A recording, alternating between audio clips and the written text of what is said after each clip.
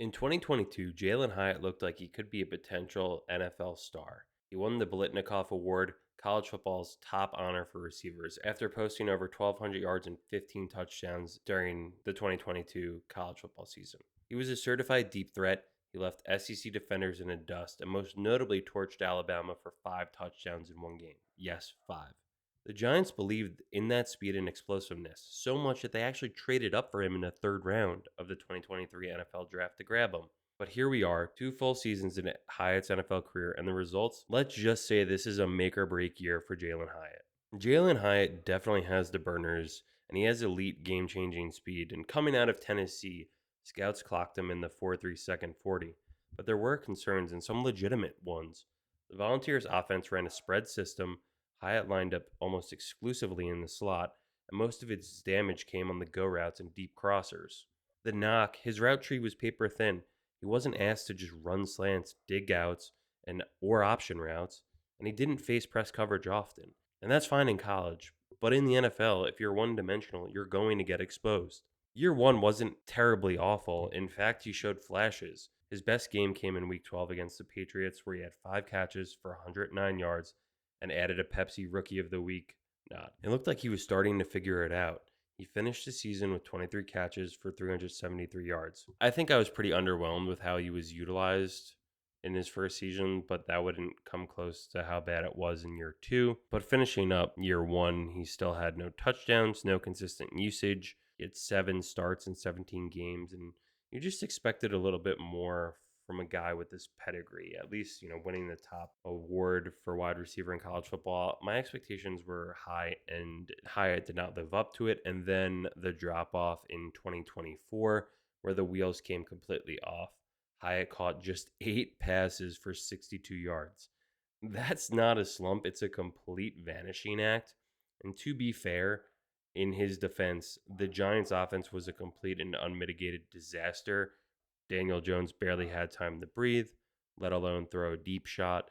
The offensive line was legit Swiss cheese, and even Haley's comment was easier to spot than a Giants deep ball. Still, great wide receivers find a way to contribute, and Hyatt barely got on the field.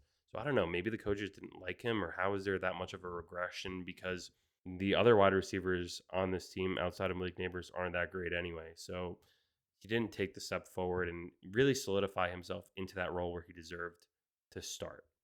So what's the issue? Is it coaching? Did the Giants not know how to develop him? Or is it an effort issue? Has Hyatt not put in the work to become more than just a speedster and develop his route tree? 2 full seasons into an NFL program, he has had the time to refine his route running, learn to beat press coverage, master the playbook, but either the coaching staff just doesn't trust him or he hasn't earned it. And sometimes guys dominate in college but can't translate that to the league. And that's the reality of the NFL. Cough, cough, Tim Tebow.